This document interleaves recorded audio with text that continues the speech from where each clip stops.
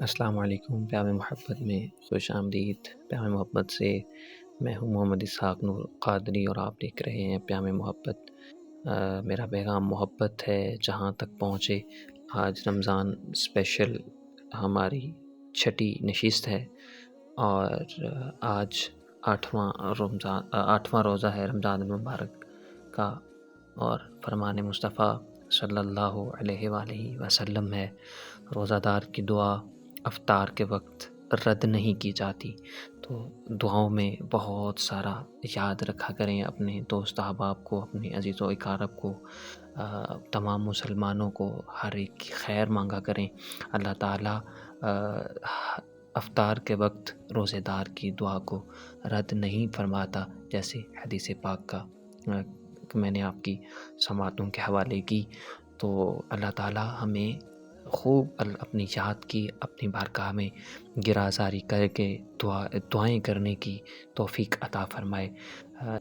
اور ناظرین و سامعین، میں پچھلی نشست میں ایک کلام کرے چارہ سازی زیارت کسی کی، بھرے زخم دل کے ملاحت کسی کی۔ اب وہ زیارت کس ہستی کی ہے؟ وہ یقیناً نبی علیہ السلام حضرت محمد الرسول اللہ صلی اللہ علیہ وآلہ وسلم کی زیارت پاک ہے۔ چمک کر یہ کہتی ہے طلعت کسی کی، کہ دیدار حق ہے زیارت کسی کی۔ یہ وہ زیارت ہے، یہ وہ چہرہ انور ہے جس کی قسمیں رب قرآن مجید فرقان رشید میں فرماتا ہے وَالضُّحَىٰ وَاللَّيْلِ إِذَا سَجَىٰ۔ وہی صورت ہے، وہی چہرہ انور ہے۔ کرے چارہ سازی زیارت کسی کی، بھرے زخم دل کے ملاحت کسی کی۔ اور آج میں نے پہلی نشست میں کہا تھا کہ دو مصروں پہ ہم انشاءاللہ بات کریں گے۔ تو وہ مصرے کچھ یوں ہیں: دم حشر عاصی مزے لے رہے ہیں، دم حشر عاصی مزے لے رہے ہیں، شفاعت کسی کی ہے رحمت کسی کی۔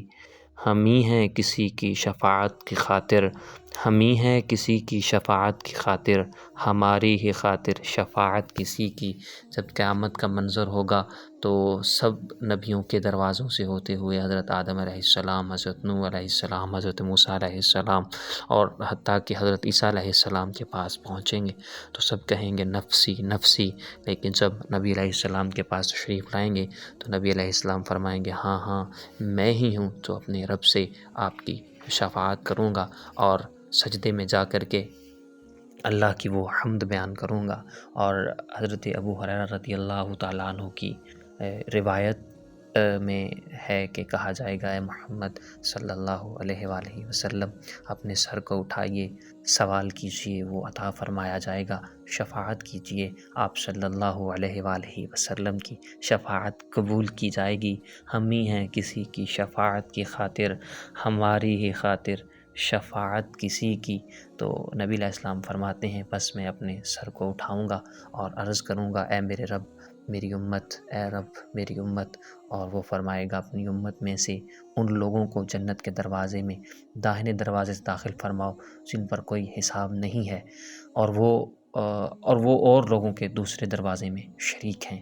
حضرت انس رضی اللہ تعالیٰ عنہ کی روایت میں اس ٹکڑے کا ذکر نہیں ہے، اس کی جگہ انہوں نے یہ بیان کیا ہے کہ پھر میں سجدہ کروں گا، مجھ سے فرمایا جائے گا اے محمد صلی اللہ علیہ وآلہ وسلم اپنے سر مبارک اٹھائیے اور کہیے آپ صلی اللہ علیہ وآلہ وسلم کی سنی جائے گی، شفاعت کیجیے قبول کی جائے گی، سوال کیجیے آپ کو دیا جائے گا۔ پھر میں عرض کروں گا اے رب امتی امتی، رب فرمائے گا جائیے، جس کے دل میں گندم کے دانے یا جو کے دانے کے برابر بھی ایمان ہے اس کو نکال لیجیے۔ پھر میں جاؤں گا اور یہ کروں گا، اس کے بعد اپنے رب عز و جل سے رجوع کروں گا اور اس کی ان تعریفوں سے حمد کروں گا جیسے پہلے کیا تھا۔ اللہ عز و جل فرمائے گا جس کے دل میں رائی کے دانے سے کم اور کم بہت کم ایمان ہو اس کو بھی نجات دے دیجیے۔ بس میں یہ کروں گا چوتھی مرتبہ مجھ سے فرمایا جائے گا اپنے سر مبارک کو اٹھائیے اور کہیے سنا جائے گا، شفاعت کیجیے قبول کی جائے گی، سوال کیجیے دیا جائے گا۔ میں عرض کروں گا اے میرے رب مجھے ہر اس شخص کی اجازت دیجیے جس نے لا الہ الا اللہ کہا ہو۔ اللہ عز و جل فرمائے گا اے محبوب یہ بات تمہارے متعلق نہیں، لیکن قسم ہے مجھے اپنی عزت اور بڑائی اور اپنی عزت و جبروت کی، یقیناً میں اس کو جہنم سے نکال دوں گا جس نے کہا لا الہ الا اللہ۔ سبحان اللہ، ہم ہی ہیں کسی کی شفاعت کی خاطر، ہماری ہی خاطر شفاعت کسی کی۔ مولا یسلم وسلم دائما ابدا علی حبیبک خیر الخلق کلہم۔ اگرچہ روز ملنا ممکن نہیں، لیکن روز دعاؤں اور اچھے لفظوں میں یاد کرنا تو آسان ہے۔ مخلص رشتے اور دوست اللہ پاک کی نعمت ہوتے ہیں، انہیں کبھی ضائع مت ہونے دیں، چاہے کتنی بھی مجبوری ہو، کیونکہ مجبوریاں تو ختم ہو جائیں گی مگر دوست اور رشتہ دار دوبارہ نہ ملیں گے۔ اللہ پاک ہمارے دوستوں اور چاہنے والوں کو ہمیشہ حفاظت میں فرمائے اور ہمیں نبی علیہ الصلاۃ والسلام و تسلیم کی شفاعت کبریٰ نصیب فرمائے۔ دعاؤں میں یاد رکھیے گا، اپنا بہت سارا خیال رکھیے گا، درود و سلام کی کثرت کیجیے گا۔ پھر انشاءاللہ اگلی نشست میں ملاقات ہوگی۔ اللہ نگہبان۔